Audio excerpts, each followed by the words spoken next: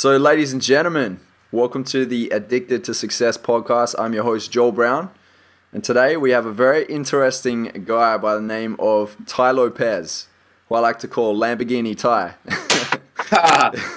Tai. I'm just giving you nicknames now, man. You just have to take it. Tai, I like books. I got more books here. You do. You have a lot of books. And you've read, how many have you read, man? Like 5,000 or something like that? Probably something like that. It's interesting. So I have an 8-bedroom house, and almost every bedroom's been converted now to a library. So now I ran out of room in my garage here. You can see the car in the background. And I just was counting.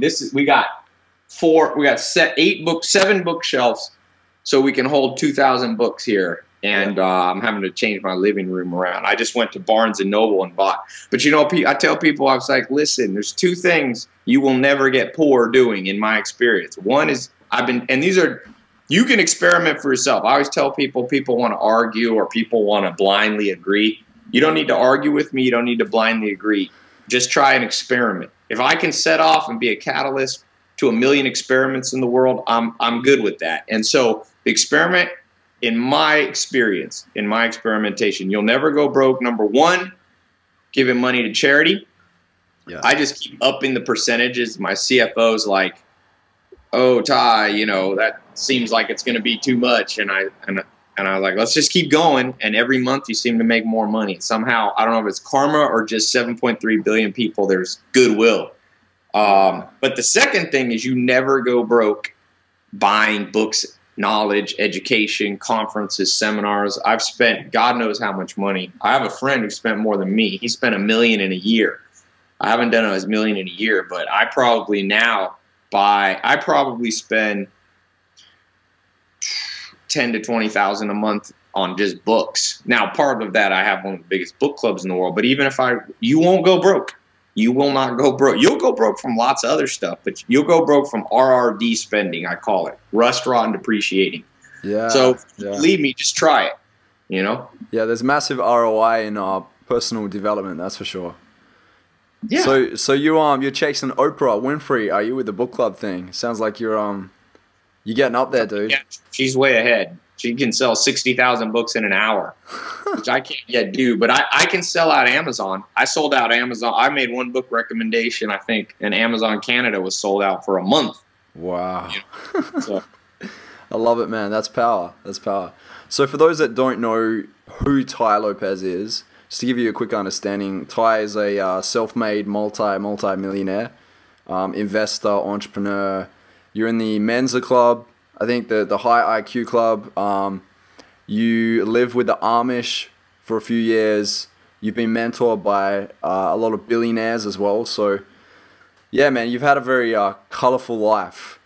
So what would you say has been, like, throughout that, you know, the transitions, the different contrasts, like, what has been a standout moment for you?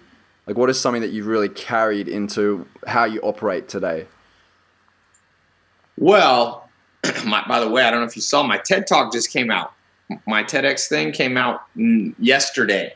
Nice. So it's cool. I talk a lot about this stuff if you want to check it out. I'm probably not supposed to plug my own TEDx thing, but we got 10,000 views in the first day. So we jumped to like number 300 all time in one day. Wow. So it's pretty cool. And what I talk about there, not to sound like bragging, I was just excited because it took me 8 months to get my TEDx thing actually out because they wanted me to write a description and I was busy, and I ended up taking 5-6 months to do it. So what I say there, you know, if you want takeaways in terms of sound bites, I tell people, be careful of too many sound bites. Just like Einstein said, the world, you should make things simple, but not simpler than they should be. So I don't want to make it sound like here's the 3 takeaways. I think, you know, I compiled all 300 or 400 principles that I learned since I was 16 years old. I compiled them to about 300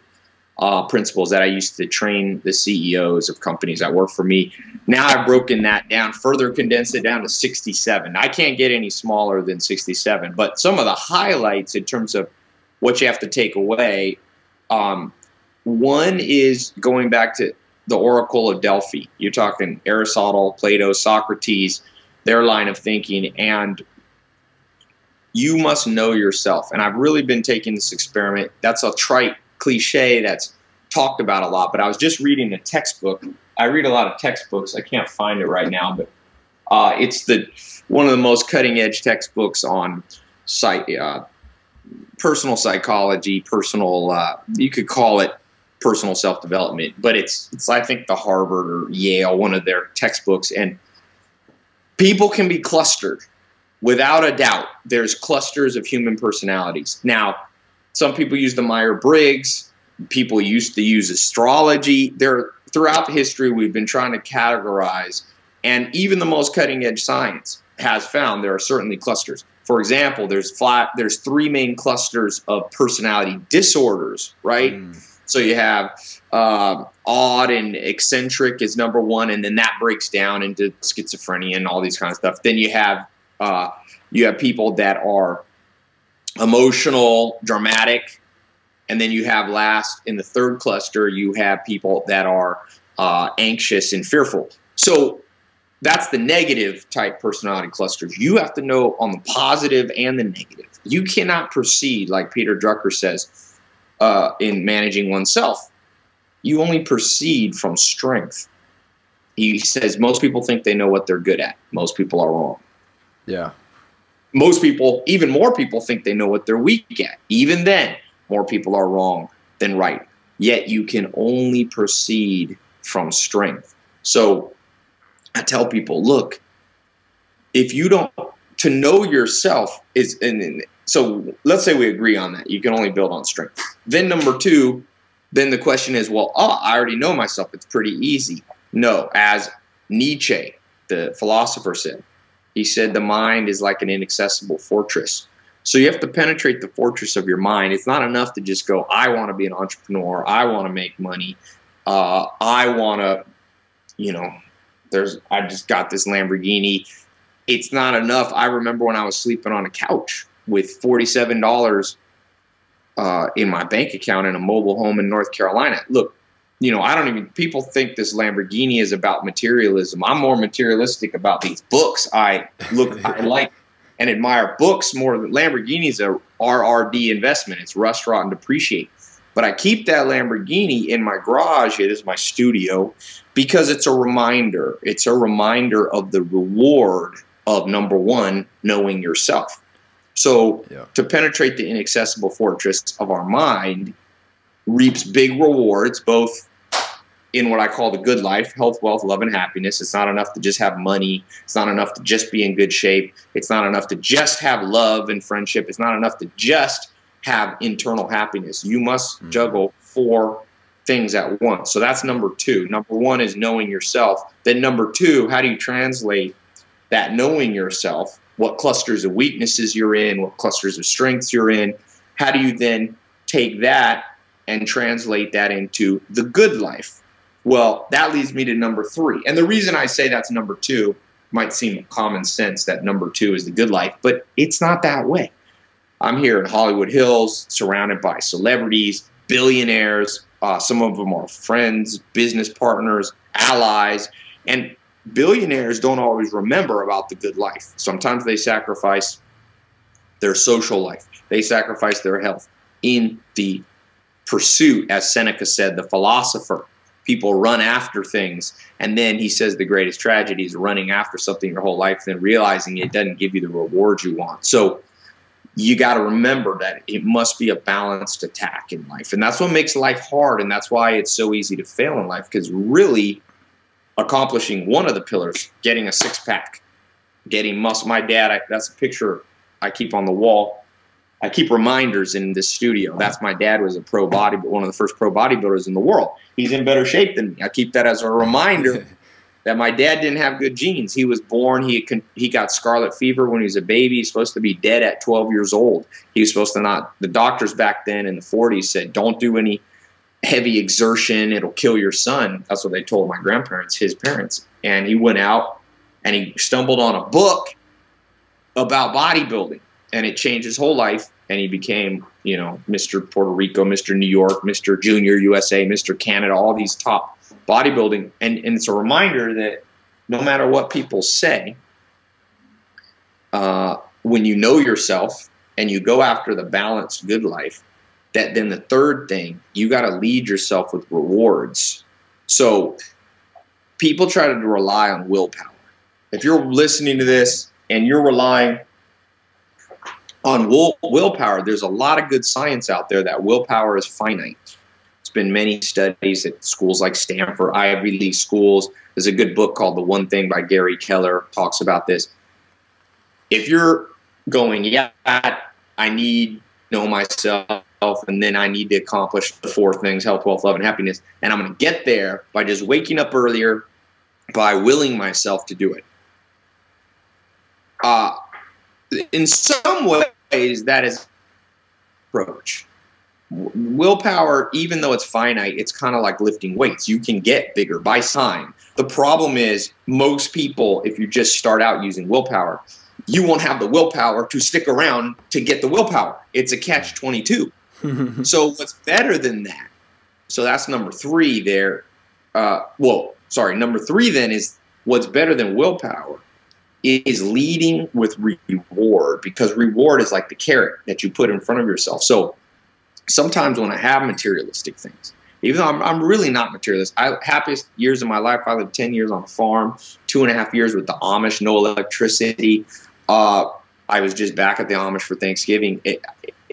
I keep these, what I call selfish rewards, whether it's a Lamborghini or whatever, a nice house in the Hollywood Hills, because it reminds me that reward will suck me along like a vacuum cleaner, like osmosis, the osmotic effect where it kind of pulls. So that's number three. If you lead yourself with reward, so if you're trying to lose weight, put a picture in front of you of, if you're a guy and you're single, of a beautiful girl, because women care about how you look. Even though there's a lot of, one of the 25 cognitive biases that cause us to make mistakes is pain avoiding delusion. So people who are not exercising or eating right will delude themselves and go, oh, nobody cares. And there's marketing that'll tell you girls don't care because they want to sell you something. But the truth is humans judge physical traits. Yeah. And so if you're trying to lose weight, don't be delusional. Put a picture and lead yourself with the reward. This girl will be more attracted to me. And you got to have faith that the reward, you can't listen completely to the rest of the world, because the world will tell you, for example, that it doesn't matter how you look. If you're a woman or you're a guy, that it does matter. That's BS. People don't read enough science. The science is in. I'm doing this conference in my house, not in my house, but here in Hollywood Hills, January 27th of this month. I'm doing this new conference series in person. I do a lot of stuff online just because a lot of people are in 40 different countries that listen to this stuff. But I'm starting to do an in-person conference series, and I'm bringing in Dr. David Buss. You're talking about the most esteemed evolutionary psychologist, the guy whose textbooks are in Harvard and everywhere, and we become pretty good friends. And if you try to tell him the notion that humans are not attracted by physical traits, he would laugh and be like, you've been sold something. Yeah. Another thing that we've been sold, it's pain avoiding delusion, is that money doesn't make you happy. Well, Nobel Prize winning research, Daniel Kahneman, Princeton, found money does increase happiness. At every dollar you make more, it does increase happiness. But the big bang for the buck is around $75,000, depending on your country. So what that means is getting at least to what I call financial independence. So we're at this number three, leading with reward. You got to go, yes, girls do care. Yes, guys do care. It does matter. Business deals. No one wants to do business with somebody who looks like they're near death. Presidents are win or lose somewhat judged on their physical appearance. That was one of the things that was against, Ronald Reagan. No, he's able to rise above it. But you see physical matters. You see that money does matter. Now, you also, people will go, well, I'm lonely. I don't need people. I can just meditate and go inward. Well, again, we know that this is incorrect. In fact, Daniel Kahneman, this Nobel Prize, we're not talking about pseudoscience here. I'm talking about Nobel Prize winning guys. Now, they could be wrong, but if you want to bet on the most cutting edge science, Nobel Prize winning stuff from Princeton is a good bet. And he says, on your quest for these other things, if you become more lonely, you ostracize friends, you lose contact, then all the marginal increase in happiness that came from money or other external things will be offset. So that's why I said you must lead yourself with reward and go, it is good to be more esteemed and be more liked by people. You don't want to take it to such an extreme that you're completely driven by other people. But there's a good book by a Harvard guy named Matt Lieberman. It's called Social. The most of our brain are vocal cords. Much of what makes us human evolved, or this is what guys like Lieberman theorize, evolved so that we can get along with people. We can understand where we are in the social strata. Charlie Munger, the self-made billionaire, says that the deserved and earned respect of your peers is one of the sweetest things on earth. So when you're trying to will yourself out of where you don't want to be, like when I was $47 in my bank account, no college degree, sleeping on a couch in my mom's on a mobile home in Clayton, North Carolina. No, I didn't have. I lost touch with most of my friends. I had no girlfriend at the time. I didn't have a car. And if you're in a place like that, some of you are. Some of you may be worse off, or some of you may be better off. To will yourself out won't be enough. To reward yourself out and then have faith in the reward by removing pain, avoiding delusion, will help you draw out. Yeah, it's moving closer to that pleasure, right, in your life. If you're not having enough pleasure, you're not going to be happy. You're always going to be living in pain. Yes. Yep.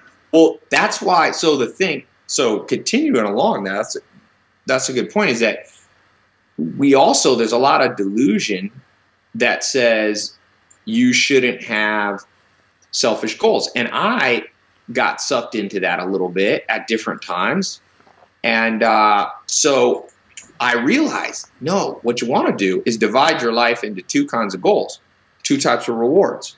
One is selfish goals, and one is unselfish. So I have selfish goals, Lamborghini, a jet, whatever. I'd say my biggest selfish goal is really to buy a basketball team one day. That's my dream, right? It's a lot of money. Which team would you buy? I'd buy any basketball team. I'm born in Los Angeles. I'd love to buy the Lakers. Ballmer bought the Clippers, but I have nowhere. He had $22 billion. I have nowhere near that amount of money. But it's still okay to draw, and you need some selfish goals. And even in medieval times, one of the great philosophers, a guy named Rabbi Hillel, I think in about the 1300s, he said, "If I don't love me, who will?" And then he said, "But if I don't, if I don't love me, who will? But if I only love me, what am I?" So what he was saying is selfish goals. If I don't take care of myself, nobody's gonna. Joel, the only person who has 100% of your genes on this planet is you. Yes. 1% has. So when people start looking to government or parents or best friends or spouses and go, why did they not act in my best interest? I'm like, physics, man, DNA, biology. Descartes, the great philosopher, said, if you want to know what's true, at the end of the day, for him, math was the only thing true. So the math is, you have 100% of your genes. I have 100% of mine. We must take care of ourselves. It's kind of like when you're in an airplane. They say, and it's always that counterintuitive advice, if the plane loses pressure, first put the air on your own face, because you can't help your kids and loved ones if you're dead. So, and this is where people sometimes forget. I forget this sometimes. If you only love yourself, like I said, with this brain that we have, this social brain, if you only love yourself and don't interact in your group, your family, your allies, your friends, your community, your country, your globe, then you become really practically almost not human. You've forgotten to live out the full human experience, and you don't want to do that either. So that the way when you do these rewards, be sure to set up some selfish ones too. And people, people get guilted into those things, Yeah, well, this goes on. This relates to something that I heard the other day, where Tony Robbins was sharing the best advice that he had ever received, and he said that he received it from his mentor Jim Rohn, where Jim Rohn Yeah. said that if you want to become wealthy, if you want to become truly successful, find a way to give as much value as humanly possible as you can, and it will come back. You know what I mean? So like if you're not working on yourself, being someone of value, how can you offer any sort of value to the rest of the world? Right. You can't. Well, so yeah, that's a whole different train of thought, which is also valid, I think, or seems to be valid. I love Jim Rohn, by the way. He's the if in self-help, I think he's my favorite. I love Tony Robbins. I'm not a hater, you know. I like all the guys out there, Tony Robbins and Tim Ferriss. There's people that I think are more accurate than others, but in terms of, you know, how can you not like people that are trying to help people? And people think there's scams in this. I'm sure there is.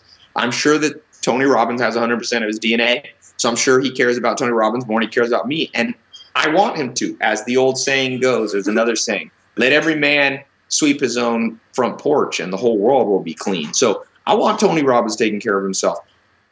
I don't think people are scams in this and that, and like everyone does. Again, one of the things that the reason, you know, I've been a businessman, I still am an investor, and the reason I've not fully put myself out there as some self-help guru, I don't really want to be known as that, is because what I'm talking about is a little different approach to things. So I'm trying, and you see this, Tony Robbins does some of this, but I'm trying to take it to the even further of really, you know, my opinions are not that worthwhile for most people to listen to. So my philosophy for my own life, and I would challenge people to try it in theirs, is forget about Tony Robbins or me, or not that I'm in the same breath as him, but whatever, Jim Rohn. Use them for some source of inspiration. But you want to know how to build a business? Read $5 book by Sam Walton. He made $160 billion, 160,000 million. Go straight to the top. You want to learn about psychology? Don't read some pop psychologist stuff. Oprah's great, but Dr. David Buss is better. So what I try to do is go out there, and this is like I talk about in this TED Talk thing, is the philosophy of we live in a world that is exceedingly complex and increasingly complex. So what we're left with is a conundrum. How do you deal with knowing so many things? Because even health, wealth, love, and happiness, which is just 4 things. I mean, it breaks down. Love breaks down into friends, family, romance. Wealth breaks down into, you know, I'm a certified financial planner here in the U.S., which is, you know, a certification kind of in understanding finance, and they break it into 5 areas. So even wealth is complicated because you have entrepreneurship, but then even in personal finance, you have investments, insurance, retirement, and taxes, and estate planning. So how can we, you and I, deal with this onslaught of knowledge that's demanded from us? And I think the answers are kind of what I was talking about in understanding. Start with knowing yourself. Not in a weird way, not in the delusional way that most people, we literally tell ourselves a story that's very rarely accurate. So forget that story. Take a lot of online tests. I know that sounds hokey, but Myers-Briggs, okay, it's somewhat, experts don't love Myers-Briggs. There's a newer test that's more esteemed called Hexaco. Take your Hexaco test. I think the Myers-Briggs is very accurate. I don't know why, but Dr. David Buss, you know, I'll defer to him. He got his PhD in personality typing. It's called psychometrics. So do that. Take the Hexaco test. Take the Strength Finder test. There's all these things. Get insight. Then number 2, like I said, really make sure that you're going after those big 4 simultaneously. You can't just say, I'm going to take a decade and just make money. You hear people say, I'm going to just go in a room. Now, that occasionally works, and it can work if you're starting really young. Like Bill Gates from age 20 to age 30 never took a day off. So he just focused on wealth, and he was able to pull it all together and get married later. But man, Bill Gates started at 12. So if you're listening to this and started at 12, you've been blessed by the ability. If you listen to what I'm talking about and what these people greater than me are telling me, then focus now at 12. People, I got an email from somebody said, you know, I get thousands of emails. It's interesting. I wish I could answer them all. At first, I was like, I'm going to answer all of them, and I've given up on the quest, unfortunately.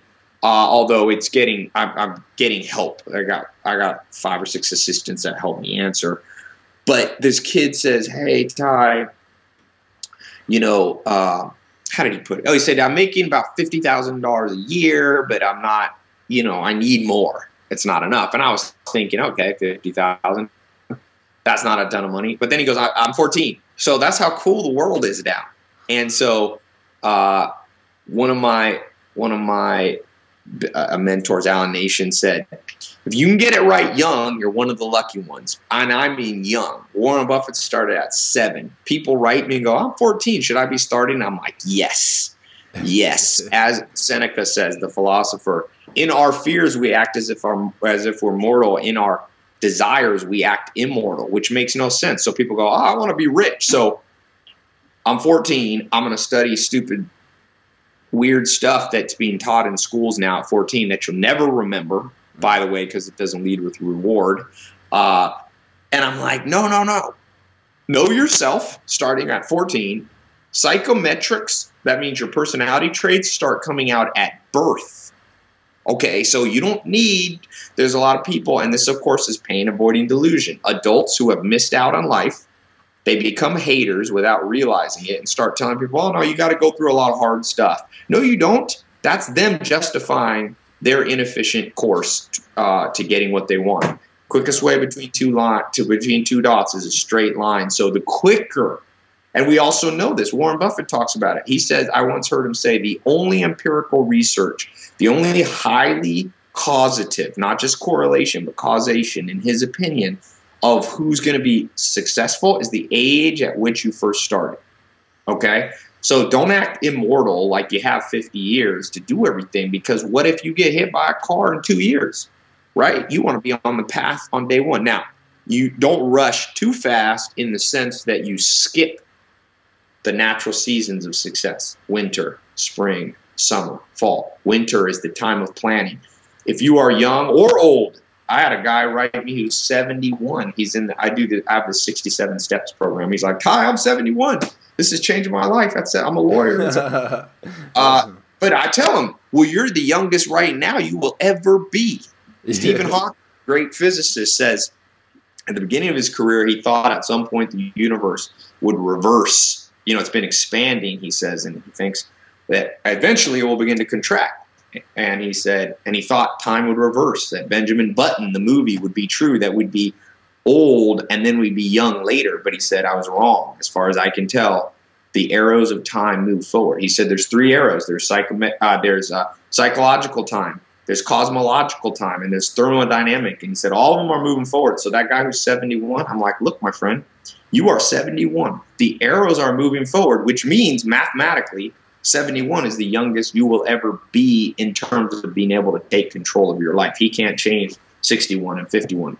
He can change this. So, but still do it in the same steps. Know yourself, understand the balance, and then thirdly, lead with reward. And then the fourth thing is we need what I call now different words for it. One of the words is mentor, mentors / social learning. Okay, social learning. So what do I mean by that? Well, once again, going back to the newest, the most cutting edge science, I was reading a book called Habit. It's a fascinating book. And it was talking about how companies like Facebook create habits, how we can create habits. And the way he talks a lot about how we're wired to learn in social groups. And this goes back to the way our great grandparents, who we've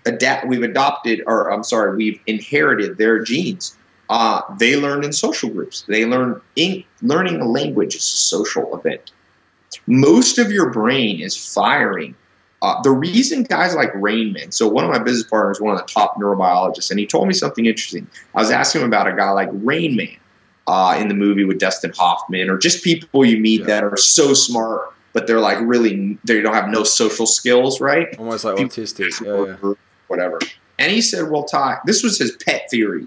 He wasn't saying this has been completely proven, but this guy's a PhD from the most reputable neuro program really in the world. He said, what I think's happening and what other neuro guys think happening is that they're diverting brain power to memory areas, to math areas, away from social. He said, to just know how close to stand to somebody, you're hearing the whisper of 10,000 generations. You're hearing the whisper of your ancestors, the whispers of your culture. In some cultures, in China, you got to know to burp at a meal. In America, that would be very rude. So we are processing social learning, not only when we're born, when we learn to speak and when we learn to have manners. Psychologists call this the theory of the mind, when we realize we're not the center of the universe and we have to interact. But all of our brain power, or much of it, is being devoted to that. So if that is true, then he said, I don't think Rain Man's really that much smarter. He's just smarter. He's just diverting resources. So, social learning and mentors. After you're leading with rewards and you've got some selfish rewards and goals and some unselfish ones, you need both, then you begin to find people. And I call this the law of 33%. This is what my TED kind of thing is about, which is most of us are in a precarious situation. In fact, when I look back at my life, the best time in my life, the biggest growth spurts in the, not physical growth spurts, the biggest success growth spurts, mental growth spurts, were when I was spending 24 hours a day with people 20 to 30 years ahead of me. People say, Ty, how did you learn to read a book a day? Alan Nation. He was Joel Salatin. So Joel Salatin was my first mentor. Alan Nation was kind of not a mentor to Joel, but in a way a mentor. And I was talking to Alan. I'm like, why are you so interesting? Why do you know everything? And he said, all the time, just quote. I said, Ty, I don't know anything. I just go to where good people are and I kind of recycle their ideas and mix them around. I said, well, where do you get all the ideas? He said, oh, I read it was 9 in the morning. I was talking to him on a farm in Virginia. And he said, oh, I already read a book this morning. I always read a book before breakfast. I said, a whole book? He's like, yeah. Now, he had a blessed with a photographic memory, which I do not have. And so he'd be like, yeah, Ty, go check out page 84, the third line. It'll blow your mind. I do not have that. People think I have a good memory. I'm like, no, not compared to that guy. Always compare yourself to people. The law of 33%. Way more advanced. I read pretty fast, but I still think he reads faster and retains more. So this guy's like he's a multi-millionaire farmer or something like that. Alan Nation is a journal. He's an entrepreneur, so he owns a magazine. He's one of the first guys, him and Joel Salatin, to really all this paleo diet stuff, bulletproof and all that. Well, Joel Salatin and Alan Nation were pioneering that stuff in the 70s. So Alan Nation bought a magazine. He does multiple things. Joel Salatin actually runs a farm and best-selling author. They're both amazing authors and speakers and stuff. So, life, when you're relying on willpower, even if you have rewards pulling you, is not as good as life when you have in-person mentors. That's the law of 30. So you need to be spending 33% of your time, not with people below you. You can spend a third of your life with people below you. You can spend a third of your life with people on your level. Those are the people that will be your allies and close friends. Yeah. See, your mentor shouldn't be your friends. It should be like a little bit like the military. In the military, the officers don't eat with the enlisted men, not because they're stuck up, but because the brain needs to delineate between these are my comrades and these are my teachers. Yeah. So I never try to make my mentors my closest friends. I actually sometimes pull away from settings because it's kind of like a game that I play with my own mind. I was just reading this Mike Tyson book, the autobiography of Mike Tyson. Controversial guy. He says he's done a lot wrong. Seems like he's done a lot wrong, but he's done some things right. And I'm not a hater. I try to look for the best. And his life, he tremendous potential, but it wasn't until he met a mentor named Cos D'Amato when he was about 13 or 14 that had faith in him. After 5 minutes of Mike Tyson boxing and a sparring in a ring, Cos D'Amato said, you are the heavyweight champion of the world. This is at 13 or 14. He had faith in him. And Cos D'Amato, I think, was at that time in his 60s or 70s. And he pulled Mike Tyson up. And Mike Tyson said, my life fell apart. All the things that we know controversial about Mike Tyson, happened when D'Amato died of old age, basically. Wow. So mentors have just profound. This is social learning, the value, and we've gotten messed up because schools stick us basically with either people below our level. Yes. If you're in 7th grade, you're with all the kids below you, or sometimes you're the lowest, but usually there's kids in the class not as advanced with you. They're all with you. Then you have people on your level, your peers, but there's nobody there 30 years ahead of you. There's teachers, but they're more like tutors. I'm talking a mentor, someone who did it.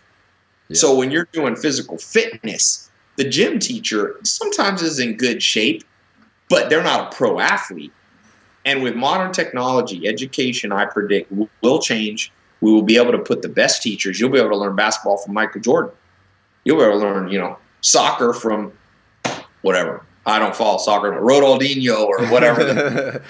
Or bringing back so Maradona.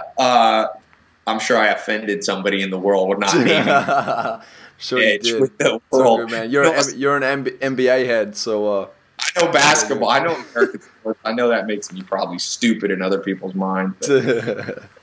So that mentor thing, this is where the future of education, and you got to be cutting edge. You got to be ahead of the curve. So and this is the simple audit you can do on yourself. Today, how many hours did you spend with somebody 20 years ahead of you? This is a traumatic thing to do the math. People go, well, 2 weeks ago I did. I'm like, forget 2 weeks ago. Today, I always ask people tell me their 10-year goals. I'm like, no, man, you act in your desires as if you're immortal. Like Seneca said, why? You're not immortal. Tell me your 10-minute goals. Tell me your 10-hour. You can control the day. Good chance if you're alive today, you'll be alive for the rest of the day.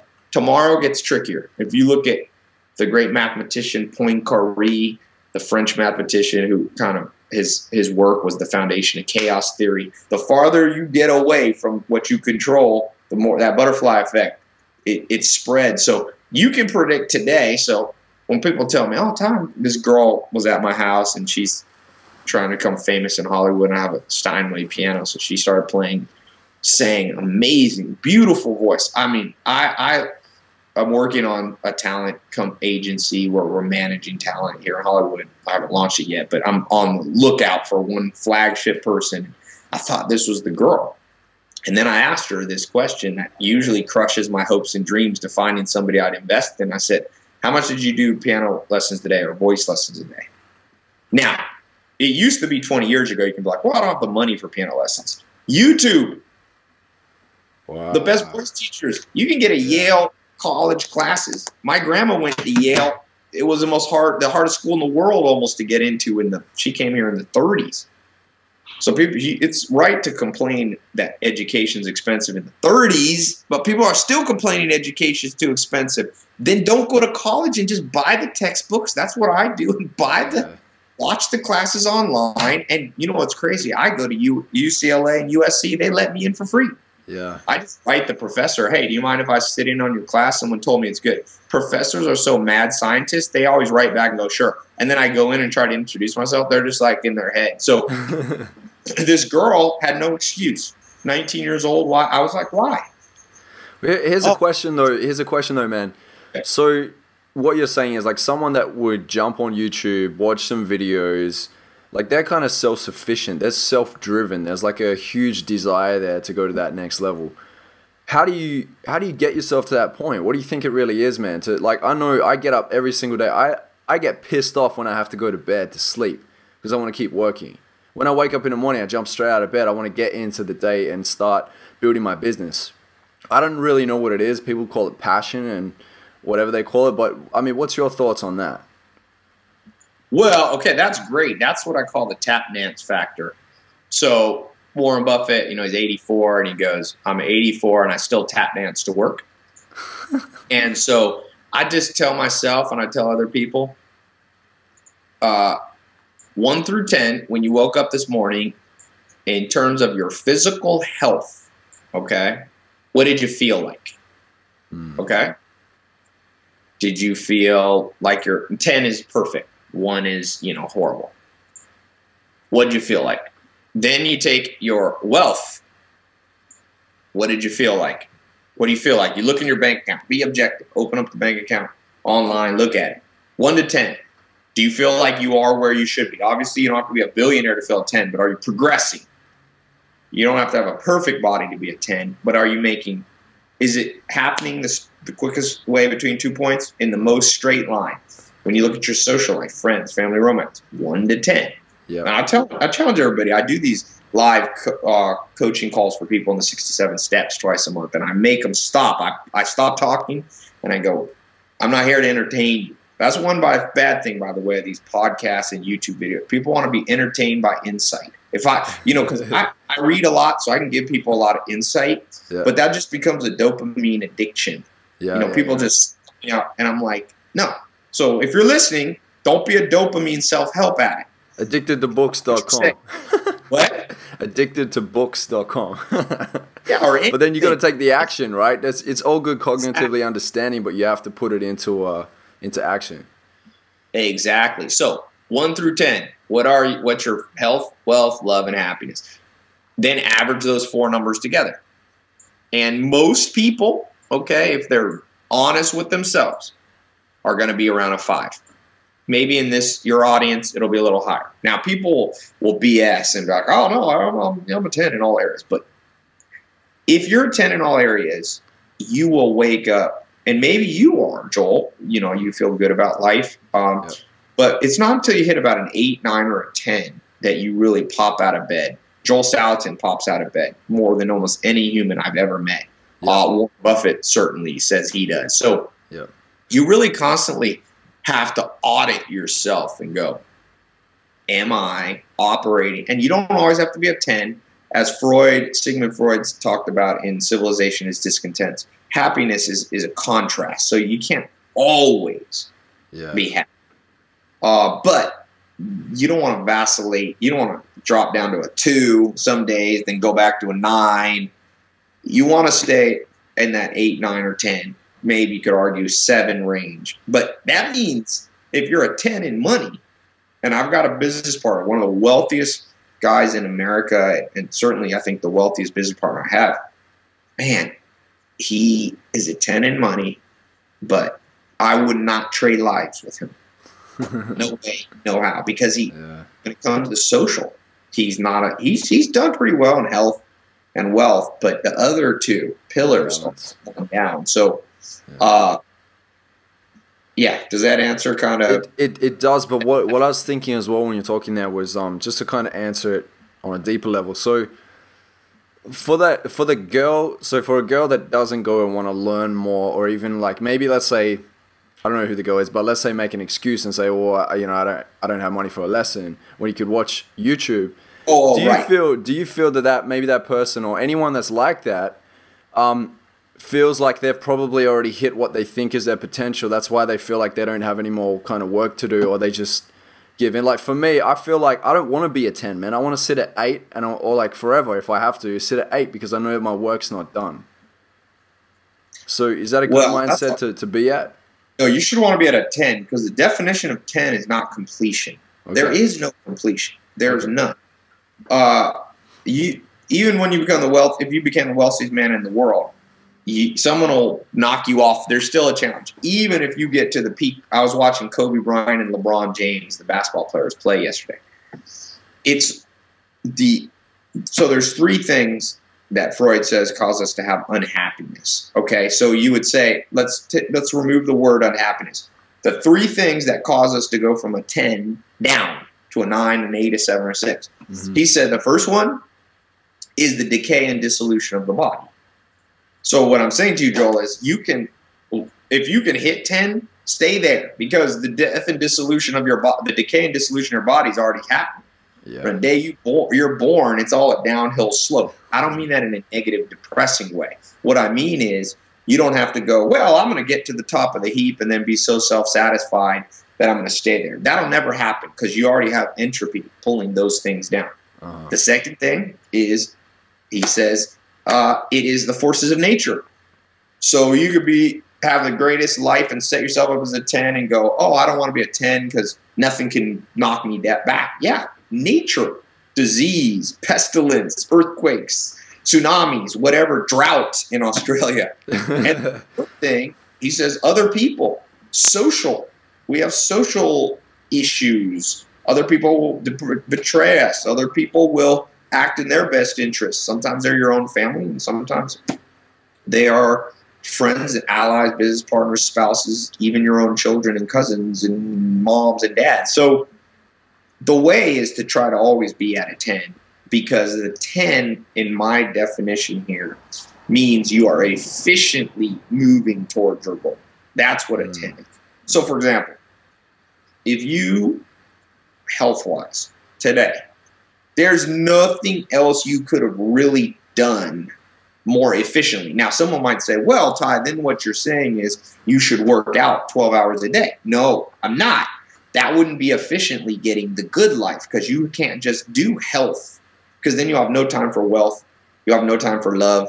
You'll have no time for personal happiness. A little bit like I'm reading the textbook on economics by the Harvard professor Mankiw. Mankiw says economics is the story of opportunity cost. So my question to you, to myself is, today's Saturday, on today, was there anything I could have done that would be more efficient? Now, eating one piece of candy today, let's say, is that inefficient or efficient? Well, if my mom used to say, Ty, it's not what you eat 10% of the time that kills you. It's what you eat 90% of the time. So if I eat 90% good, and we were walking out of a restaurant today at the Grove, I was with a friend, and I grabbed a little piece of candy. But I've eaten lentils, grass-fed egg, like everything perfect. So I consider the little candy laps actually efficient, because it gives me my taste buds and this latent kind of, grandfathered clause of our bad taste buds that we have. Bad meaning unhealthy, because we evolved from people who needed to be very attentive to the search for sugar, fat, and salt. There's a good book on that called Salt, Sugar, Fat by Michael Moss. He won a Pulitzer Prize. And so I need to let that impulse out. That's why you see a lot of diets. Every once in a while, they're like, have a cheat day. So I would say today's been a pretty efficient day. It's been a 10 from health. Okay? Wealth. Now, Saturdays, I usually don't kind of work as hard. I usually work 5 or 6 days a week. But I feel pretty good. So you just go through that. You can be a 10. What will happen, though, is that since you're balancing 4 things, if 2 are 10s and one's a 5 and one's a 7, those 2 lower ones drag the whole thing down. So it's very hard. If you're a guy who likes challenge and you're like, oh, I'm afraid of challenge, this challenge I'm giving you is going to kick your butt. Don't worry. And to balance these 4, if you can achieve this is what Buddha and Aristotle, this is the real enlightenment. If you can pull this off, you're doing pretty good, I'll hand it to you. And also, avoid delusion, because some of it is simple. One of the things I tell people is, good thing about money is it's mathematical. So when someone says, oh, I feel good about my financial situation, I'm like, well, show me the books. Some people are delusional. Oh, everything's great. Show me the books. We know that you need a certain amount of money and resources. Even Mother Teresa, who gave all her money to the poor, even she set aside time to raise, I think, $50 to $100+ million for her cause. You will need the fuel. One of the greatest saleswomen of all time, man. Oh yeah, she convinced people to donate, man. That's how she did it. It's crazy. It's crazy. Like, follow those people because they know what they're doing, right? At the end of the day, right? Excellent, nice, man.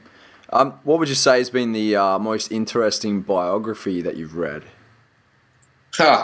Well, if you're a young guy, I would read Total Recall, the autobiography of Arnold Schwarzenegger. If that doesn't float your boat because he's a little controversial, Kon-Tiki is a great book about a Norwegian guy one of the most courageous people ever. I like Jerry Weintraub's book, when I stop talking, you'll know I'm dead. So on my website, tailopez.com, I think you should focus on 150 books. So I have my suggested 150. You can see the ones I put there. These are some of them. I like the story. I mean, I love autobiographies. So I think you should, people ask me, do I speed read? And I say, well, more important than speed read, okay, is smart reading. So I recorded this little 6-video series on how to do it, but I'll give you kind of the heads up. You want to divide up the types of books you read and the types and the times. So I like to, this is my personal one, you can experiment with this. And I fluctuate a little bit, but in the morning when I first wake up, when I'm eating breakfast, I like to read a classic book. Why? Because I feel like there's so much noise, so much static, so much consumer-driven advertising. I was just reading this economics book, by the way. John Kenneth Galbraith, the very famous economist, he said, you know, all advertising, basically, brands manipulate people. So there's a certain, and there's another guy that argued against him. They're probably both somewhat right. And the way that I look at our lives when we're seeing about 2,000 consumer ads a day is that it's kind of like you need to take a shower when you wake up. So while I eat breakfast, I just pull out a classic book, meaning a book that stood the test of time, more than 50 years old at a minimum. So this morning, what was I reading? I was reading Spinoza, you know, philosopher, and I just focus on one little sentence from him. It kind of like is a bar of soap to clean out my mind. Doesn't have to take long. It can be 5 minutes. Then during the day, I like to read a how-to book, either on health, wealth, love, or happiness. Something to enrich and build my skill set. In life, it's like a tool belt. Yes. When I have a hammer, every problem looks like a nail. But some problems are screws, or need a wrench, or need a crowbar or a shovel, whatever the problem is. So to build up many tools in my tool belt, I read a how-to book, and I like to do that when I'm about to take a nap, because then you naturally kind of fall asleep. So that's when I read that. But then at night, at night I don't like to read classics because they're too heavy, and you're trying to wind down. At night, I don't like to read how-to books because I'm taking notes, so I don't want to be in bed taking notes. So what I read is biographies, because those are books you can read slower. You don't need to speed read them. In the morning, the classics, you don't really speed read. You just read a small amount. Yeah. Then the how-to books, during the day, I can kind of speed read, because most how-to books only have 1 or 2 good points. The publisher can't sell the $30 book if it just had 5 pages in it. So they fill it up with stories. There's great authors, Malcolm Gladwell, right? But his basic point of his book can be summed up in, he puts a lot of stories, which are great. I'm not knocking that style of writing.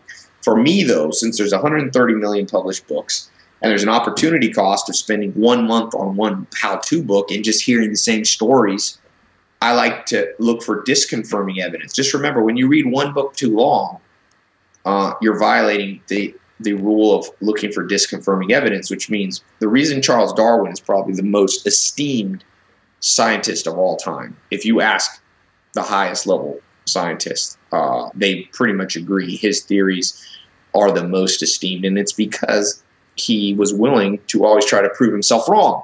So I don't want to get too stuck on one book. People start reading, this guy, I'm like, move on.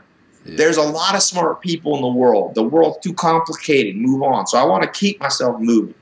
But I don't want to do that with at night with biographies, because that's when, if you like fiction, get a good fiction book or get a good biography. And what biographies do, and fiction can do this too, if you read the right type. I tried reading Stephen King at night, gave me weird dreams, so I never slept well. I wasn't really scared, just bizarre. So that was an experiment. I threw it out, and now I read biographies, and it gives you courage. So you read stories of people, whether it's war, or whether it's people who accomplish things in business, or people who accomplish them in charities, whatever it might be. So that's the schedule. And again, you still don't want to get stuck on a book too long, just because you want the amalgam. And there's actually good science. Dan his name Dan Johnson, I think. He wrote the book Where Good Ideas Came From. He's become one of my favorite new authors. He's great. I read that the other day, man. It's very interesting. Good book. And he talks about having ideas, why Bill Gates goes on a book vacation. Lots of ideas bouncing. Then it takes you and makes you a creative person, because you take all those ideas and you amalgamate and consolidate and summarize them into a new theory. This is, sometimes people go, well, Tai, if I do this, I'll never come up with anything original. And I call BS on that. Yeah. That's BS. Even Tesla. I've had people I always tell them, prove your point. Show me somebody who came up with great steps forward for their own lives and humanity by just sitting in a room and coming up with the ideas internally. We have this myth that good answers come from within. The answers are not within. They are not within. And even if they are within, they're almost unavailable and inextractable. They're like some gold mine that's 10,000 meters below the earth. You can't get to them. So what's better is chip away. Now, let me just, because this is a very controversial thing that I said, even though it's the most obvious. See, people believe groupthink. They also believe stuff they can't prove at all. I can prove my point. I can name to you the top 10,000 things that have moved humanity forward, whether it's scientific theories, medical theories, biological theories, the history of language, paper, writing, how we stand up, culture, navigation, travel. It all is what Sir Isaac Newton said. If I'm tall, it's because I'm standing on the shoulders of giants. The best you and I can ever aspire to is to be humble enough to go, every once in a while there's a Leonardo da Vinci and a Stephen Hawking. Every 500 years, and it's probably not me and Joel, it's probably not you either, and even Stephen Hawking. If you see that new movie that came out, or read it, he builds on the theories of other people all the time. He makes wagers, $20 bet against another physicist. This thought that the answers are within goes right along with convictions. As Nietzsche said, convictions are greater enemies of the truth than lies. And I would add to that, people thinking they're coming up with their own unique ideas is also the root of much, not only, it's not evil, it's the root of human misery. Because if we collectively learn, if we don't value our own ideas too high or too low, if we throw them into this jumble of ideas that we call knowledge and in the modern century, then what we end up with is personal health, personal wealth, personal love, personal happiness. When I was 6 years old, I remember I opened a book in class and it said the world, people used to think the world's flat, then they realized it's round. You know what I didn't do? What kind of fool would I be if I got in this show? I said, Joel, I've got the greatest announcement. At 6 years old, I read that the world was thought to be flat at one point. Now it's understood to be round, but I didn't want to believe it. So I wanted to come up with that idea from me. So I've spent the last, decades of my life traveling around, measuring on boats, making sure that we don't fall off the edge of the equator or the edge, the horizon. I've gone to space to look down to make sure I personally verify. And I would like to deliver to this talk today and these audience today, it is true. The world is round. There's no insight there. If there's only people looking at me and going, did that guy just waste his whole life? Yeah. His whole life looking into things that he shouldn't be looking into? They're already, leave it alone. Go on and get to new things. But yet, moving forward, we spend our whole lives, man.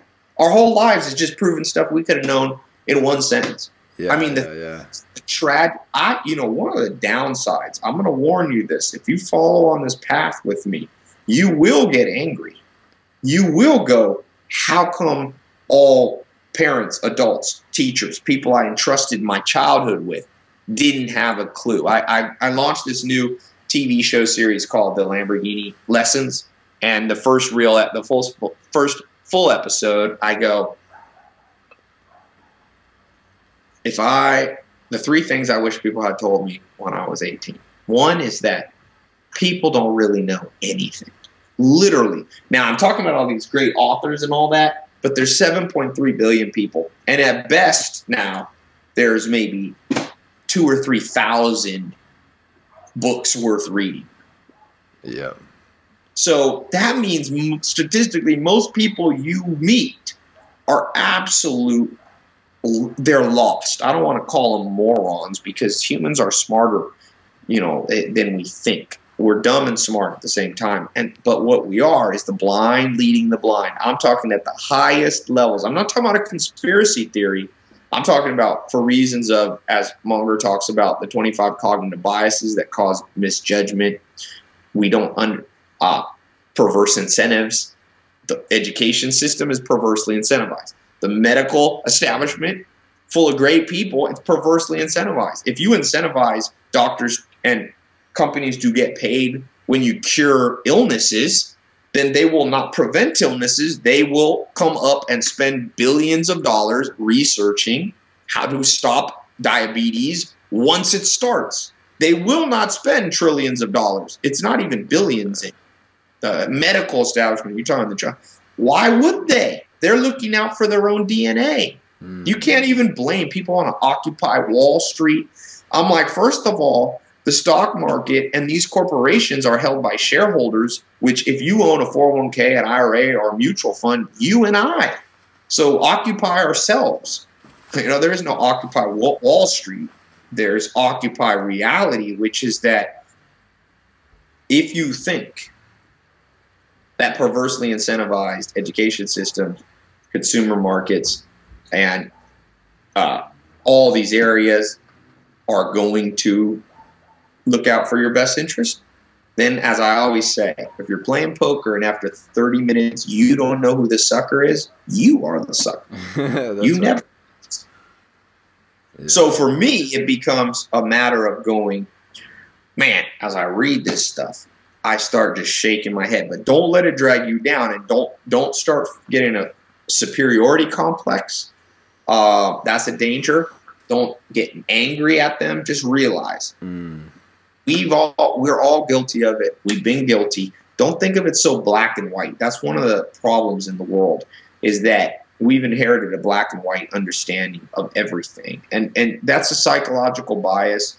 It's called, there's several, it's basically we want to resolve cognitive dissonance. So when we don't know something, we want to answer it. That's why people don't want to go to their grave going, I don't know what happens after death. They want to resolve it. Every tribe, every nation, we want to resolve it. And some of that goal of resolving every unknown is okay. It's what makes us human. But some of it leads us astray. One thing, I was just re-listening to Charlie Munger's Harvard's talk. He said, if you are young, do not start attaching yourself too young to militant ideas and to extreme ideologies. If you are, I recorded a little talk when I was in London, and I said, one difference, I've done some things wrong and some things right. The things that I liked the most, that I would repeat the most, is when I was, 18, when I met somebody that said something that I didn't agree with, I would go, and I won't even use words, I'll just use a tone of voice. I'd be like, tell me more. But where I've done the most harm to my own life is the times I was confronted by new ideas and I go, my gut feeling. It's because this is called the commitment consistency bias. Cialdini talks about this in his famous book, Influence. We want to resolve cognitive dissonance, and especially if we have a hard fought for conviction, like we've told people for 20 years, I'm a conservative in politics. Yeah. We don't want to go, because that, and it goes all the way back to evolutionary psychology, we perceive us admitting we're incorrect as hurting our social standing. And in the medieval times, or even further back in the savannah times, 50, 75,000 years ago, when we were living in little villages, to be an idiot and to cause harm and say, oh, I was completely wrong, we should have been foraging for berries that way when it's over that way, could possibly mean ostracism from the crowd, from the group, which would be near death or near certain death.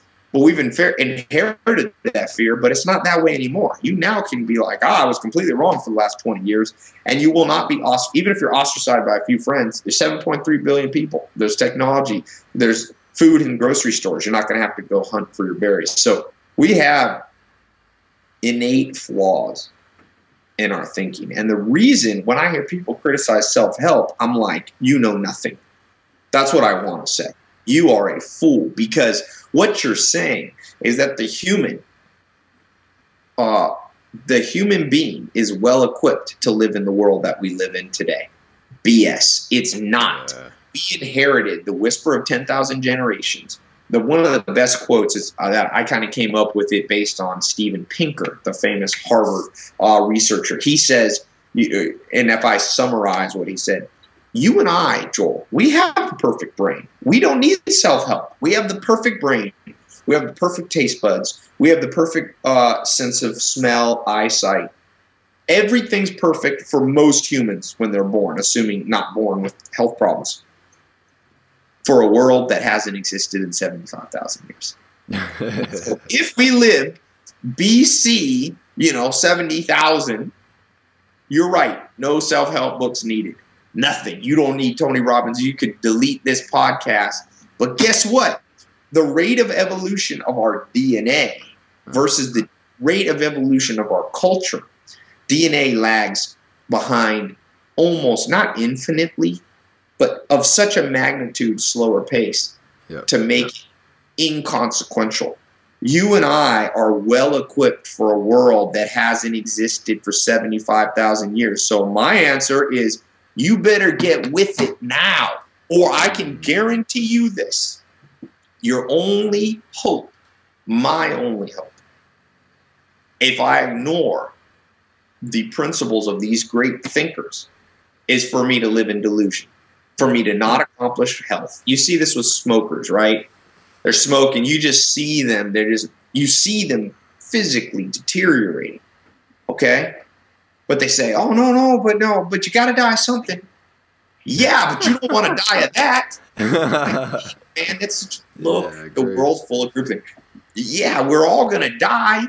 But, okay, let me blow your brains out right now. If you don't care when you're going to die, if you're happy with dying early, prematurely, then just why don't you shoot yourself? No, nobody wants to shoot themselves because we all want to live. So if you avoid what the great thinkers when it comes to modern nutrition and exercise and how to be healthy physically, mind, health, physical, if you ignore that, great. You're just going to have to make up for it by being delusional, and that's what people do.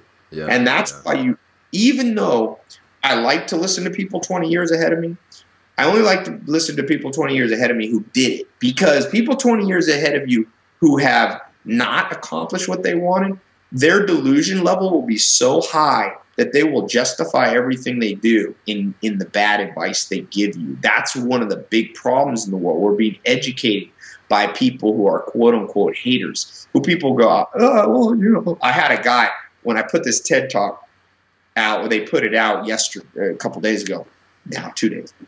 And, I try not to read the comments too much because YouTube comments they're actually hilarious. This one, luckily, has been overwhelmingly positive, except one guy wrote, well, Tai lives in Hollywood and I'm in Europe, and, try to tell this to people standing in the bread lines. And I was like, first of all, I was just in Europe. What bread lines?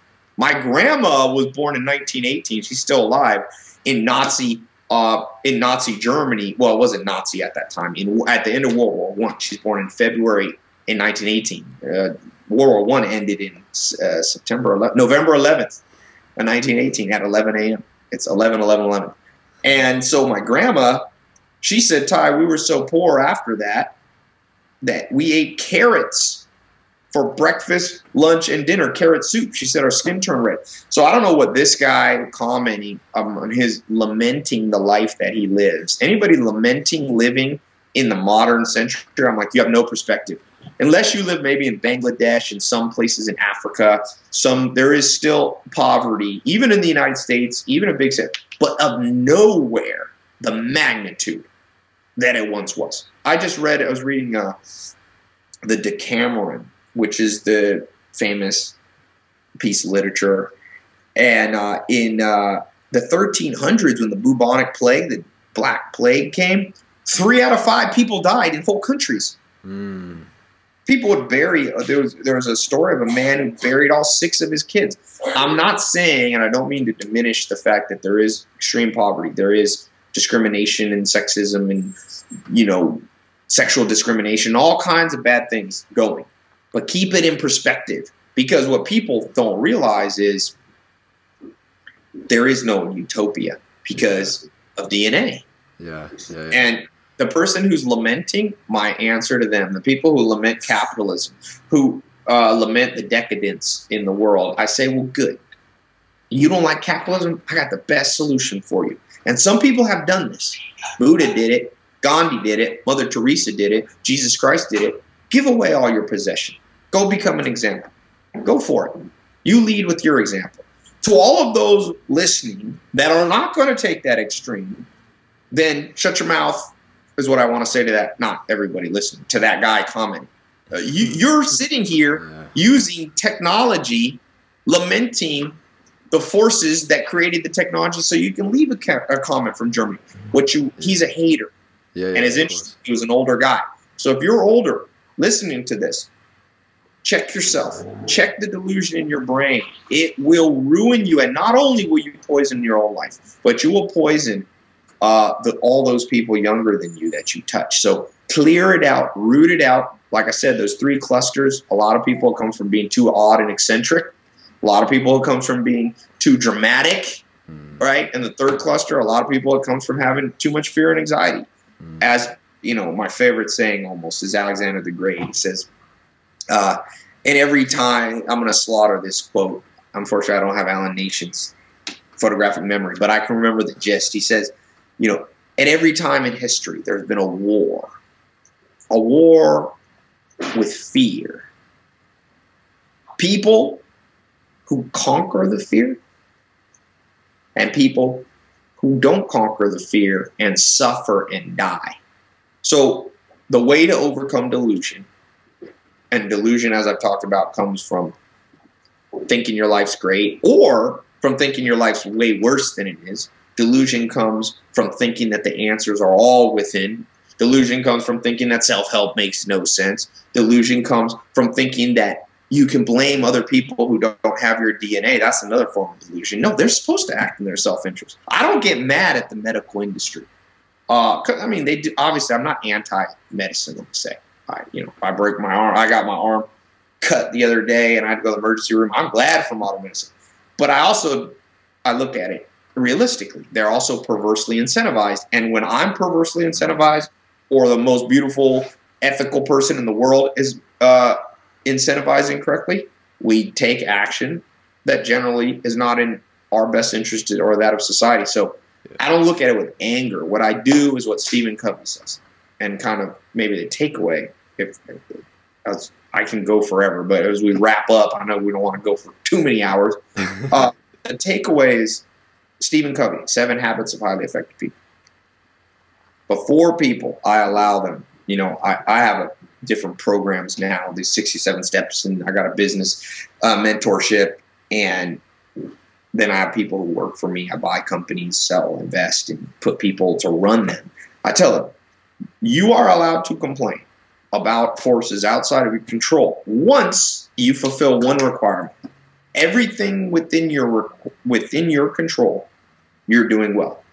So before you tell me about how evil Warren Buffett and Bill Gates are, as they've accumulated capital and have not helped society, as long as today you had gone down to an old folks home and cheered somebody up, as long as today you had gone into your bank account and pulled out a big chunk of it, 20% of it, and handed it to somebody, some single mother in need, or as I'm not very religious, but the Bible has a great quote. The book of James says, what is pure religion?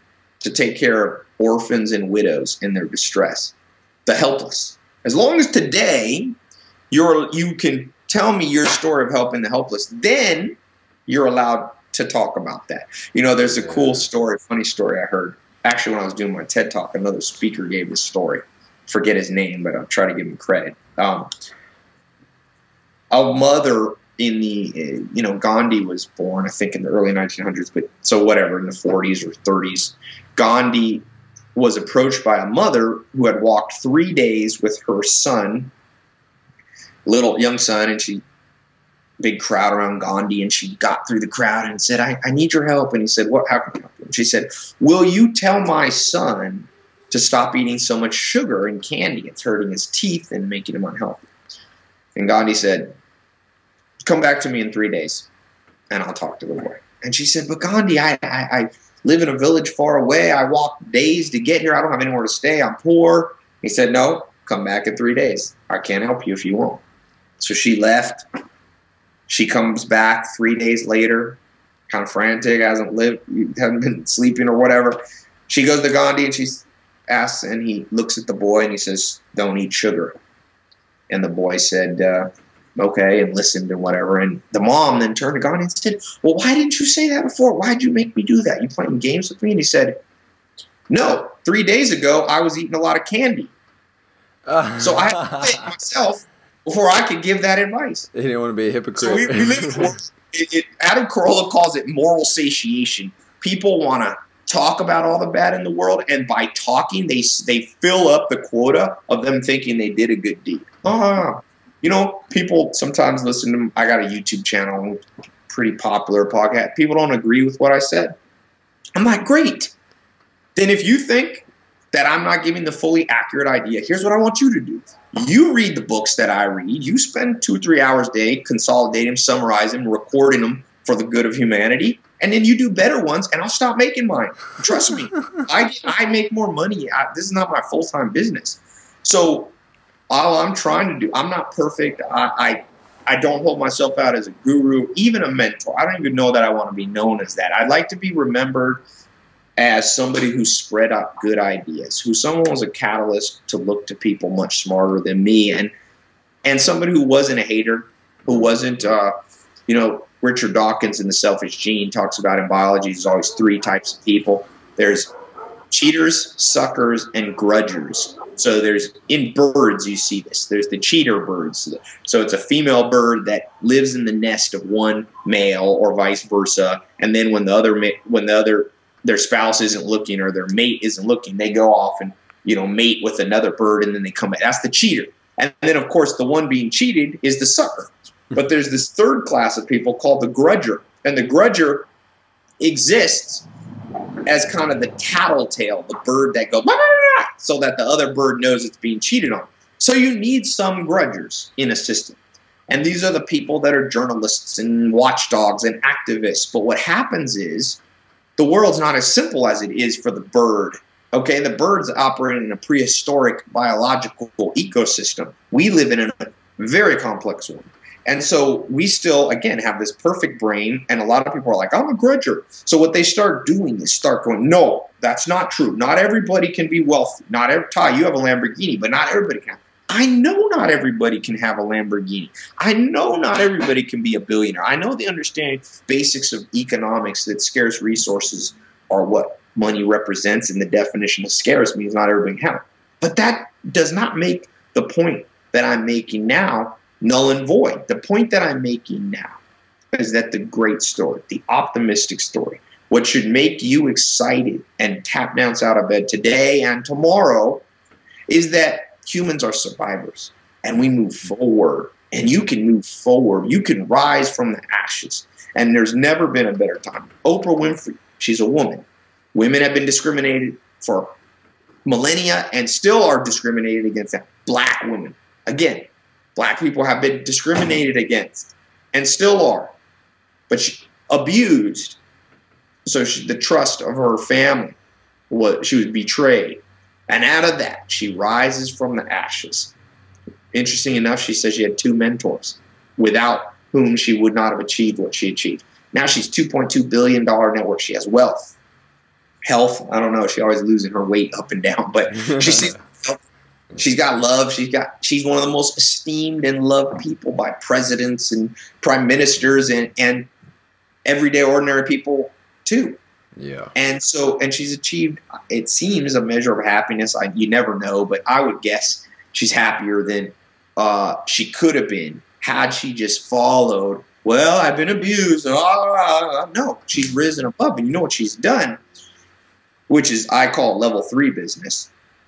And I know you have a lot of entrepreneurs, and I've done all kinds of businesses. Some that I like more than others. Some I'm more proud of than others. Some I wouldn't do again. And the level 3 ones are the best. Level 1 business is where you make money, but you harm the customer. So I would put the fast food industry in this. They're creating products that are leading to 60% obesity in a population. There's now more overweight people than there are malnourished people in the world. I read that in the U.S. they're predicting by 2030 or something that up to 50% of kids will be diabetic or pre-diabetic. We are literally poisoning our own children. That is something rarely done. But it's the forces of this reward bias out of whack. So the good news, though, is you don't have to have a level 1 business. You don't have to be a fast food place to make money because they make money. Then you have level 2 businesses. I've had those. Level 2 is kind of neutral. You're not really – it's like a hotel business. You're not really – I mean, I guess you could argue a hotel makes hospitality better around the world, but it's not really – the world's not better off because we have more hotels. But it's neutral, and they make a lot of money. Yeah. But there's something now that is available to people listening to this. No matter what you've been in, try to get a level 3 business. That's where you make selfish goals, money, like Oprah, by giving such value to people that they love you. And it's what's called a lot of people know the Pareto principle, 80-20. There's a principle I like more by the same economist called Pareto efficiency. A Pareto inefficiency is either a lose-lose or a win-lose. You win, they lose. They lose, you win, vice versa, or you both lose. But Pareto efficiency is a win-win. And you can pull off a win-win. And when you pull off a win-win, you can become Oprah Winfrey, $2.2 billion. And I saw her driving down the street the other day in a stretch Rolls Royce. I guarantee you it was $1 million Rolls Royce. It was the nicest Rolls Royce I've ever seen. And I've seen some nice ones. I'm like, wow. But no one calls her a capitalistic pig.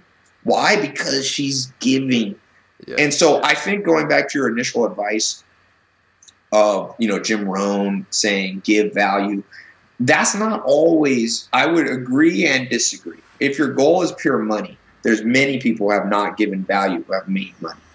So I think you should far be it from me to correct Tony Robbins or Jim Rohn. The better way or more accurate, I believe, would be to say, if you want a level 3 business, okay, so you want money, well, then you have at that level 3 where your humanity, your family, your community, everything getting better, moving forward, then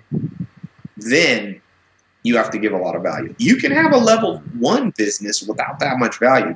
Because one thing I say, if you get a chance, watch some of the Lamborghini talks on my YouTube channel. There was one that I did where I say, if you're an entrepreneur, just realize you can create value.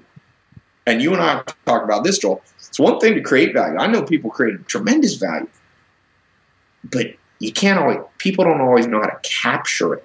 One of the things I talk about in this business mentorship program I have is just think of it this way, like singers.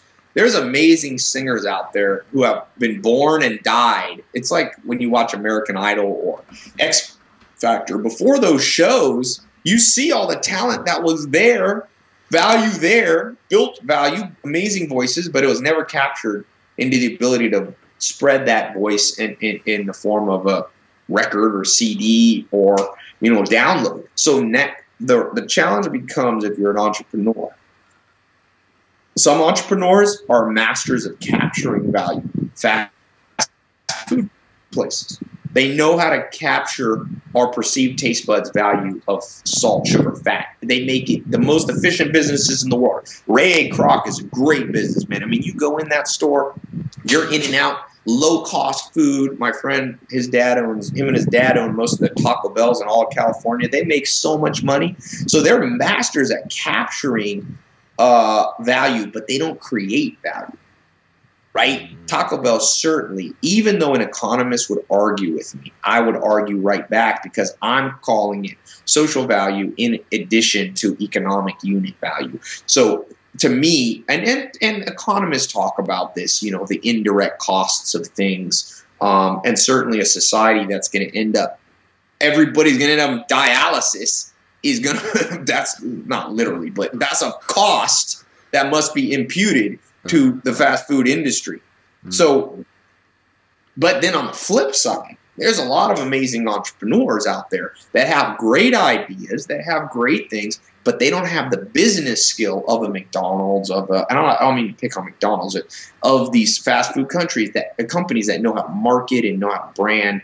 So the challenge for entrepreneurs is you must understand those. And what I teach in the business mentorship, obviously, that's a long 18-month program that I teach, but I'll give you I'm giving you kind of highlights because we're not going to do this call for 18 months. It's about 600 hours worth of stuff. So what I tell people is this balance is very tricky for an entrepreneur. And there's times when I have been very heavy on capturing value, been very good at marketing. You know, I built companies with millions of customers. But then I look at the value I was giving, and, you know, I've never been in a business like fast food or, you know, where I feel that. But I've been in stuff where I'm like, oh, man, I'm way better at capturing the value than I'm at creating. I've done other businesses where you have the greatest ideas. You know, when I worked for GE Capital, and then I left GE Capital and went in and started a company with a business partner. That company we were doing, Tony Robbins put out that new book on finance. I've been teaching that stuff since 2001. Okay. You know, low cost investing, efficiencies, watching out for all this stuff. That's not new. Okay. But Tony Robbins has been good now, 14 years later, at actually talking about it and spreading it. So if I was advising myself back in 2001, I'd be like, Tai, you've created a very valuable concept, product here, but your business skills aren't as good. And then, you know, along the timeline, I got better at creating the marketing, but the product failed. So you must, just like I was saying in life, you got to balance health, wealth, love, and happiness. In business, it is not enough to just know how to have a good idea. It is not enough to have a very powerful business. You must be able to capture it into units, freedom units, financial units, money, we call it. And people say, well, I feel weird charging. No, Joel Salatin used to tell me, Tai, as long as you charge a tenth of what the value is, people will pay. And I do that every program that we have. You know, if I price something at $67 a month, I make sure it's giving them $670. And it's interesting. I've been testing. We have the drop-off rate, you know, if you have anything that's a monthly billing thing, people usually drop off. You know? But this program, we have one of the lowest drop-off rates because people are like, this is the best use of my money ever. Yeah. And that's when you know I haven't always been able to do that. I've built up a few skills over, you know, a couple decades. I started in business when I was 16, so I've been at this game. I'm in my 30s now. And so when you pull off the holy grail, you get a lot of money. One of my best friends makes $1 million a day, $1 million a day. And he's going to IPO, looks like $1 billion sale. And he's been very good, better than me. Obviously, I don't make $1 million a day. That's a lot of money. $2-3 million a year plus. And he's very good at both of those things. Very skilled entrepreneur. And so everything you must do as an entrepreneur is building this tool belt of capturing value. Okay, that's, you know, I just spoke at London Business School, which I didn't realize, but now I know is the #2 business school in the world. That goes Harvard and London Business School. I did the keynote speech there on entrepreneurialism, and I realized, man, they've got so much right in these MBA programs, but so much being left out. One of the things that they have right is understanding what I call what they call the 4 Ps. So you have to be able to create a product, and you got to do it around your strengths.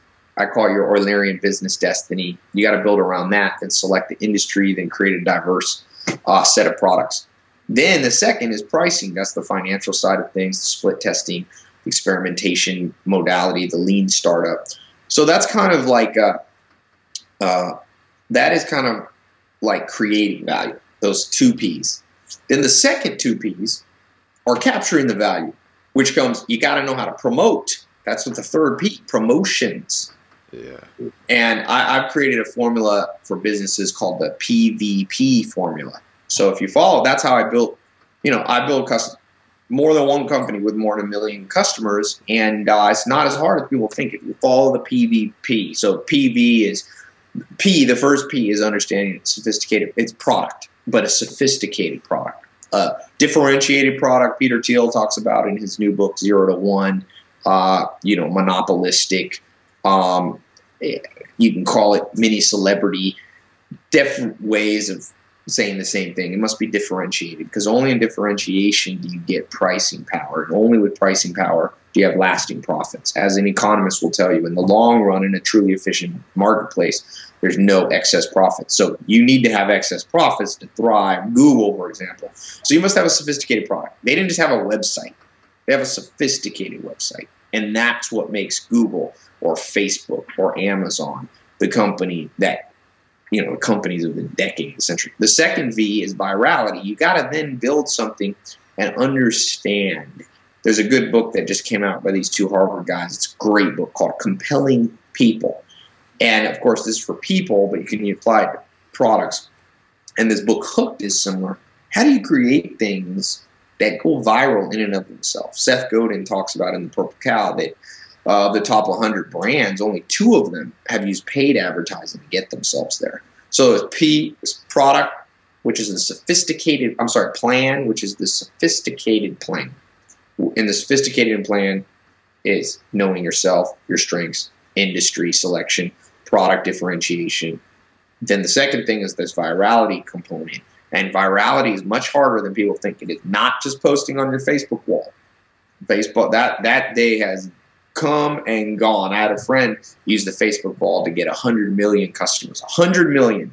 He used Facebook, but it's dead. It's been dead for years. So that virality is not there. YouTube, all of these are getting snatched up very quickly. But there's a way.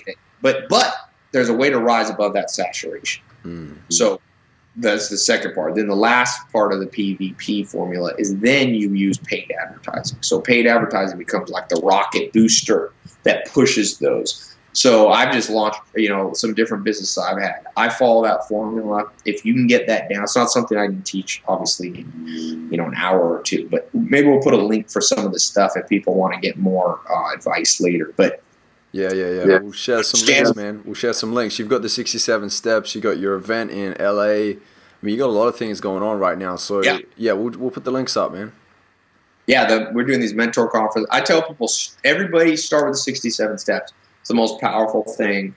We're on track to have about 1 million positive comments on it. It's crazy.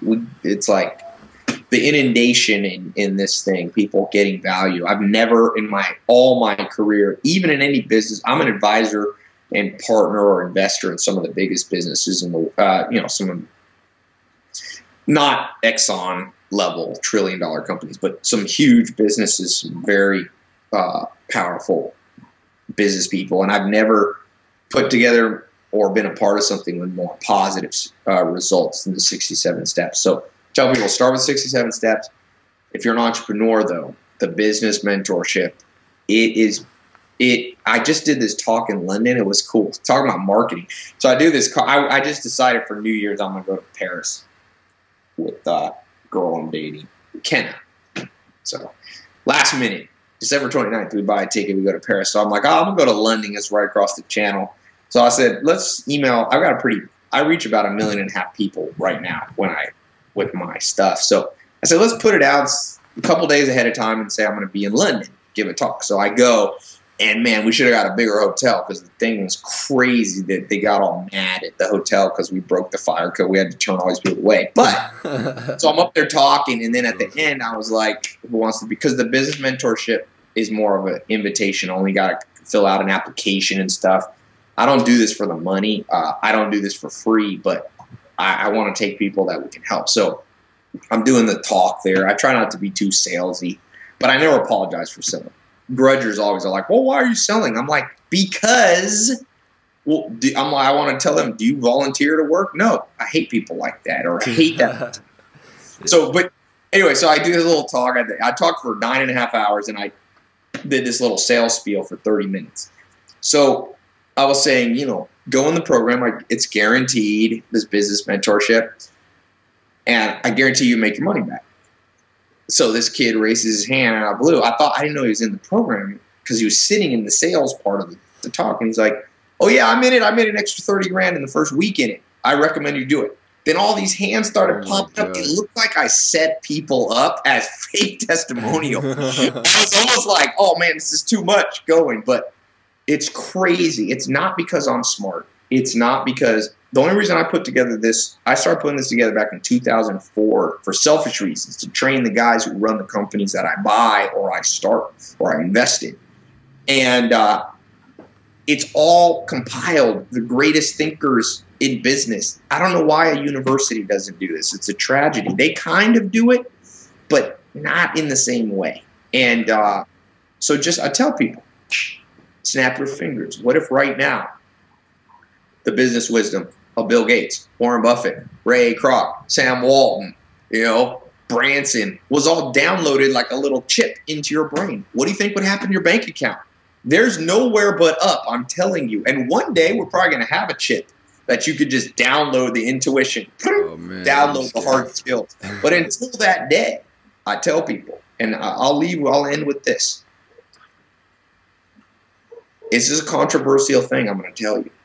People say, oh, this is this is kind of self-dealing or whatever. It's not. I can prove it to you. All wealth is created by spending. Let me repeat that. All wealth is created by spending. Let's say you say, no, Tai, wealth is created by savings. Well, let's define savings. You put the money that you make, let's say you put it under your mattress. Well, guess who spends your money for you? The economy, in the form of inflation. Inflation, depending on where you live, is between, even in low inflationary countries, 2 to 4%. So that means if you use the rule 72, every 15, 20 years, that money under the mattress half of it's been spent for you, literally. Yes. My grandpa's 97, one of them. He still thinks a nickel will buy you a loaf of bread. I'm like, that's the number. Man, he's born in 1916. So you can put it in a bank. That's what a lot of people do. Okay, so let's say you put money in the bank. Great. What are banks paying right now on deposits? 1-2%. That doesn't even keep up with inflation. It just lowers the bleeding. So you're still having your money. And then the bank, of course, creates wealth by taking your money, loaning it out at 15% or 7%. So they spend your money is spent at the bank, but not to make you rich. It makes the bank rich. Yeah. So then that leaves you with the other way people spend money, which is buying things, rust, rot, and depreciate. This Lamborghini, you buy something like this, you spend $250,000. The next day, when you drive that thing off, it's not worth $250,000. Now, I'm not saying you shouldn't have any RRD spending. When you pay rent, you're spending your money. You are not wealthier. You get to live, so it's an exchange. But somebody got wealthier, the landlord. Now, the landlord sometimes isn't even getting wealthier. He might be using leverage. The bank who gave him the loan in some ways, and then the investors in the bank. So when you buy electronics and you buy this and that, so that doesn't create any wealth. RRD spending. And most humans in the United States, out of $100, the average American spends 95 to 98 of those dollars on RRD. Restaurant, appreciate, things out the door. So then some people are more sophisticated and they go, okay, Tai, but then I invest in my 401k retirement plans. I invest in mutual funds, stock market. Well, let's look at those. Now, I'm not saying, by the way, let me be very clear. Keeping money in a bank account is wise, even if you only get 1%. You need what John Wooden says to prepare for a rainy day. I'm just saying you will never get wealthy from it. You do need it as an emergency protection, a rainy day fund. I'm not saying you shouldn't buy a car or food. You need those so you live. You need shelter. But you will not be wealthy from those. Then you go, people go, oh, about stock market. Well, first of all, no one on the Forbes list is there because of the stock market. Nobody. Look at the top 20. Name one who traded stocks. 0. You know why? Because when you invest in a mutual fund, the average mutual fund return, let's just say you're good. You get 9%. And most people don't understand what's called a Monte Carlo simulation, which means there's volatility in the market. You never get so all the projections are straight line 9%. It's never like that. 1 year it goes down 15 and goes up 20. But if you drop in the first year, it takes years to catch up. But let's just say you live in a utopian world of straight line 9%. Okay. Depending if it's a tax deferred account or not, there could be potential taxes on dividends if it's distributing dividends. There's inflation going against it. Let's say inflation's 3%. Let's say taxes and fees take another 3%. So you got 6% of your 9% has been eaten up by forces outside your control, which leaves you with a 3% real growth rate of your wealth. Rule of 72, divide 3 into 72. You're talking roughly 25 years to double money. How are you going to get, you might be wealthy. That means you put $1,000 in those type of vehicles. In 25 years, you'll have $2,000 of real wealth. Numerically, you might have more, but your buying power. The biggest lie that people forget in investing, I saw this. This is how insurance companies get wealthy. Trust me. I wrote a book on insurance and was one of the top guys at GE Financial, which was the biggest company in the world. I was in their financial planning. I was one of the top guys there.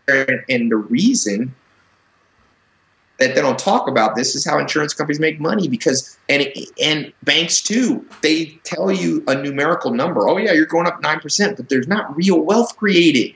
The real wealth is about 2%. So nobody is wealthy from that. So that leaves you to one tried and true investment, because that sentiment is correct. It is investing that makes you wealthy.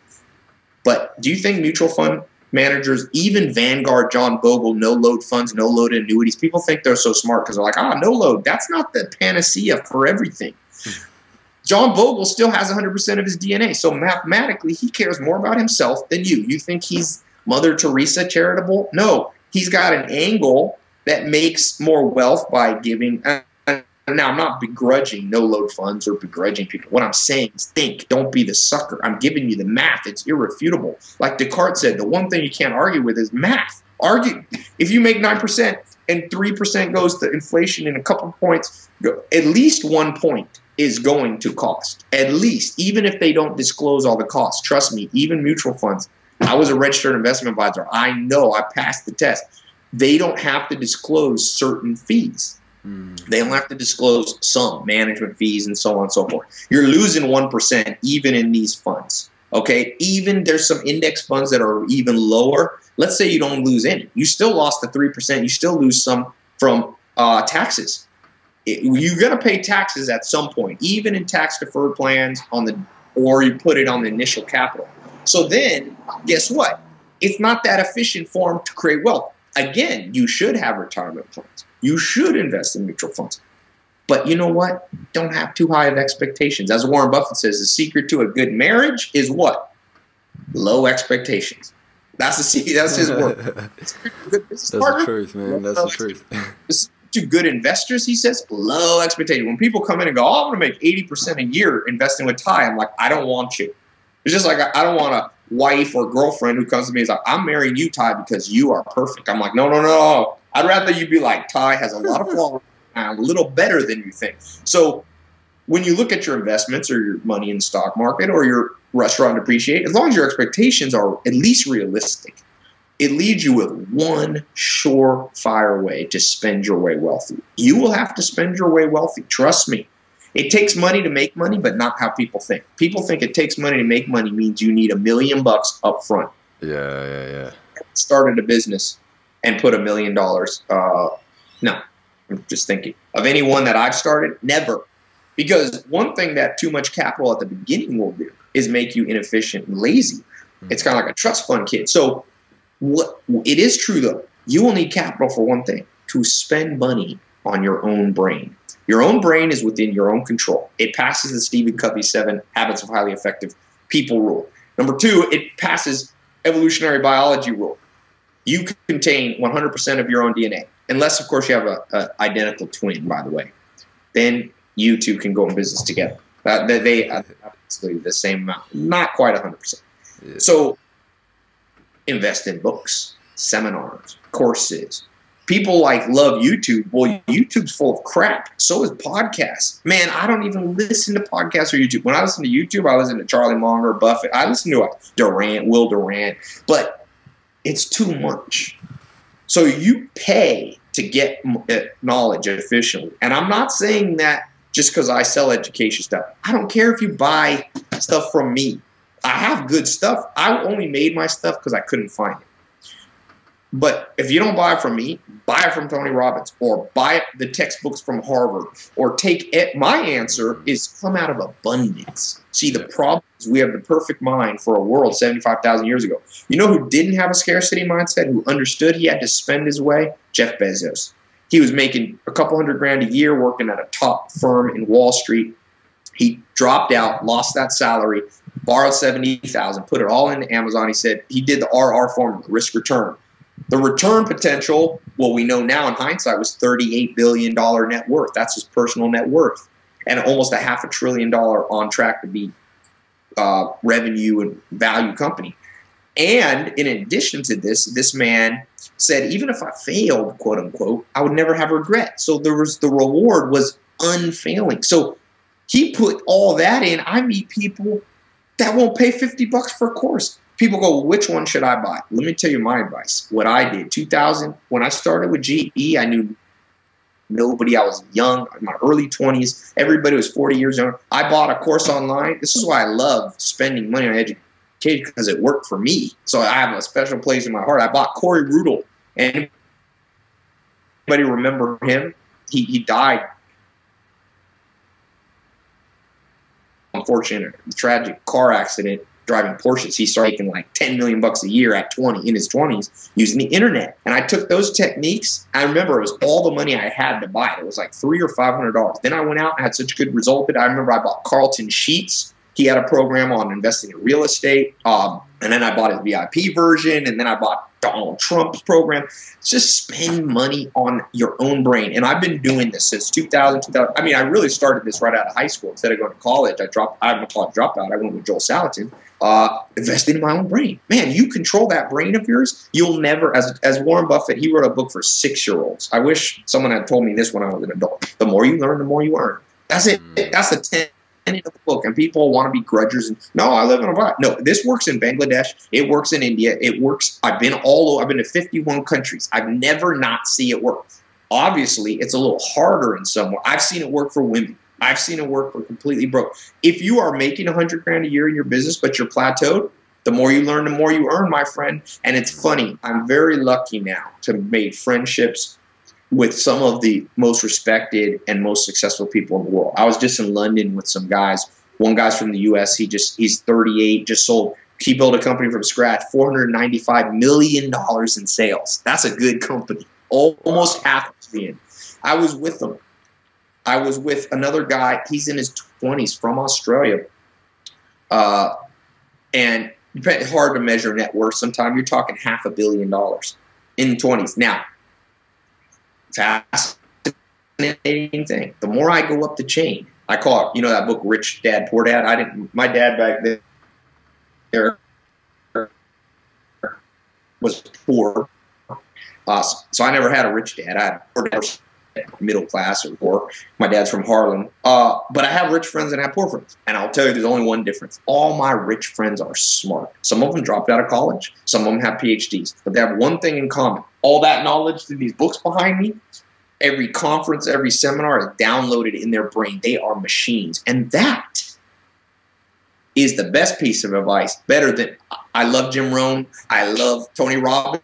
But this trumps that advice. Trust me. Every scientist in the world would agree. Now, there are times when you can get too much book knowledge in your head, but then I would argue you haven't learned.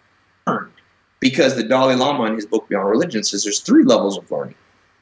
We in the Western world think there's only one. Level 1 is hearing. You go to a college class, you read a book, that's low level. That's not what I'm talking about. Level 2 is comprehending. And that's what insight junkies and self-help. Oh, I just got new insight today. That's also just level 2. Level 3, though, is instinctual change. So when I say the more you learn, the more you earn, the more instinctual change that results from the learning you have, the more you will earn, the more health you have. Read Arnold Schwarzenegger. He was a learning machine. You know, he was in great shape but couldn't get his calves up. He found a mentor. He flew to South Africa. Reg Park showed him how to quadruple down on his calves, do 1,000 reps at triple the weight. And sure enough, people thought that Arnold Schwarzenegger had calf implant. Even in health, the more you learn, the more your body earns. In love, how to win friends and influence people. Read the story of people who have risen from complete being, a nerd in a corner. The greatest speaker of all time, Demosthenes, the great speaker from ancient times, he was born stuttering. But you know what he did? He put marbles in his mouth. He walked down to the ocean and he would recite speeches until he created instinctual change in his speech. And he held coliseums. You see, all of this is instinctual change. Darwin would agree with this. Jesus Christ would. I don't care if you're an atheist listening to this or religious. I don't care if you don't care about money or, you're the most greedy capitalist on the planet. This is the story of the human race. Participate in this story because our brains know. And when you want that final one, that happiness, that tap dance factor, you will get it from instinctual change. Yeah, great answer, man. Great answer. I love it. I love it. Learn more to earn more. As you grow, your business grows, right? That's how it is. Hey, so I wanted to wrap this up with the last question, and I ask this at the end of every interview, and we usually get amazing answers, right? Okay. So we're gonna keep this one to 30 seconds. So basically, the question is, if you were to deliver your last 30-second speech to the world, what would that 30 seconds sound like? I think I just gave it to you.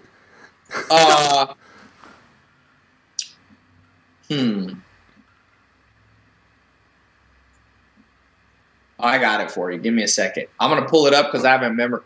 Let me pull this up. All right.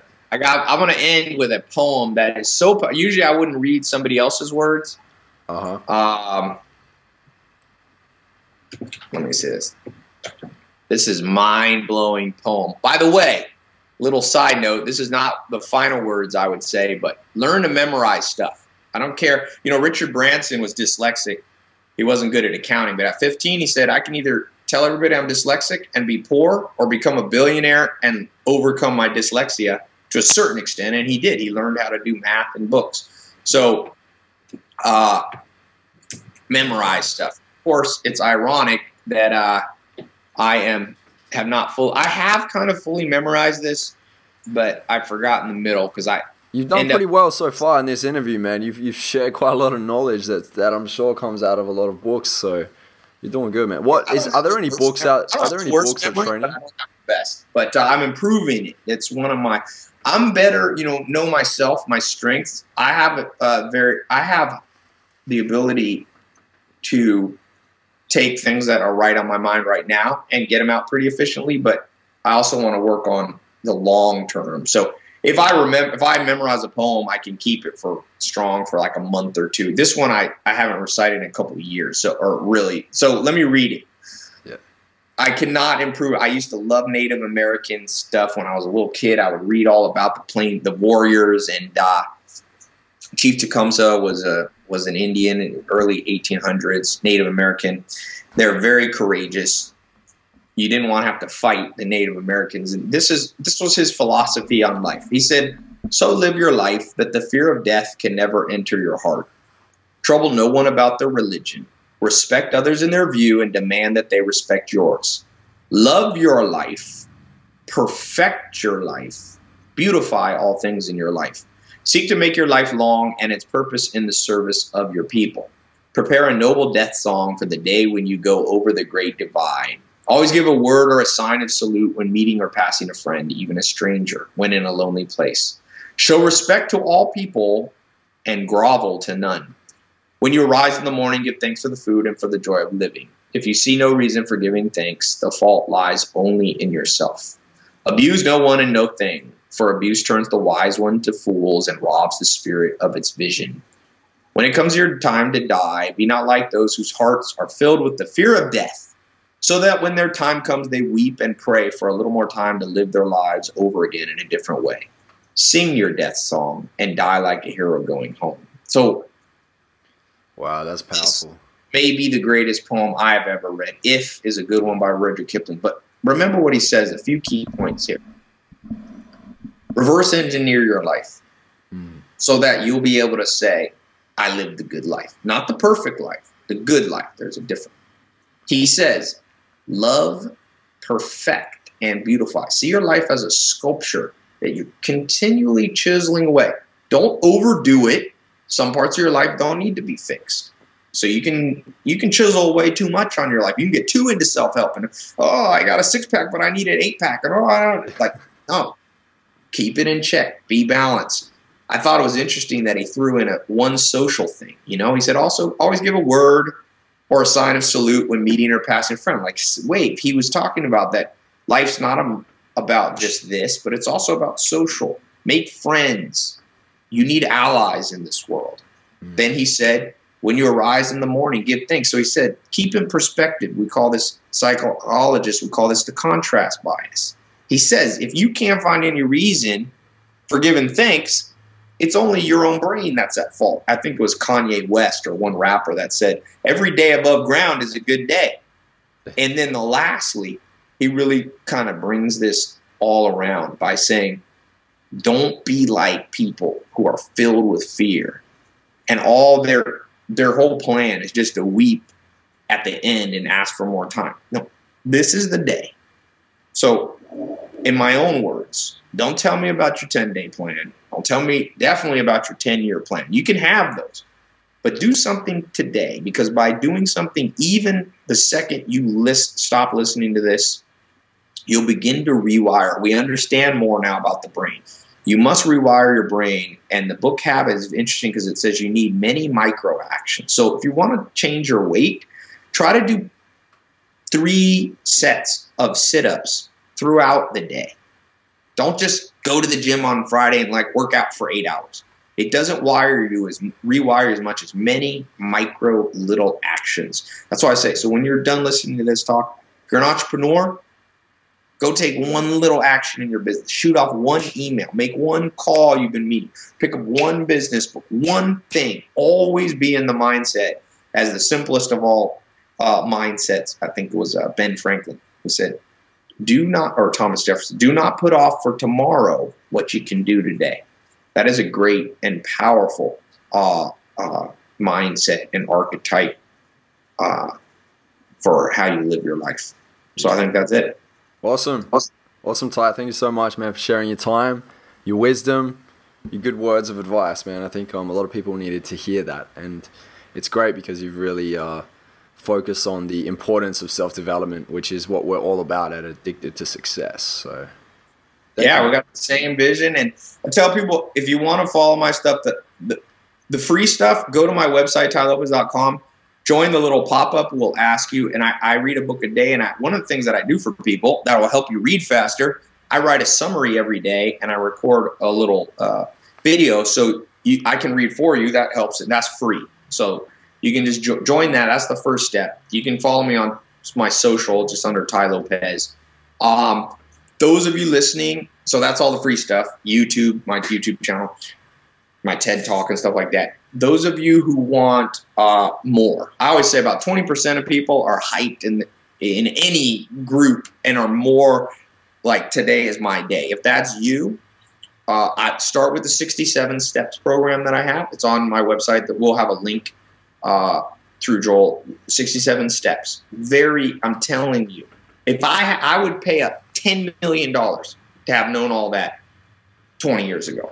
It took me decades and going to 51 countries, blood, sweat, and tears to learn that in its mindset on health, wealth, love, and happiness. It's a 67 one a day you listen to video for 67 days. And I built it that way because the most cutting edge science is it's not 21 days to change a habit. It's 66 or 67, University College London. So one a day. For those of you who are also entrepreneurs, you can do something, because go into the business mentorship, you can apply for it. It's not for everybody. The people that I let in it's insane what's going on, and it will make you a machine. Like that movie 300, I'm like, you know what? I don't want to change. I can't change 100 million people, but I can graduate 300 people at a time. So if you're in business or you're thinking of being an entrepreneur, as long as your income's under $1 million a year, you should go into the business mentoring. If you're at zero, but you know you want to be an entrepreneur, or you're at 100 grand, 200 grand, this is the right program.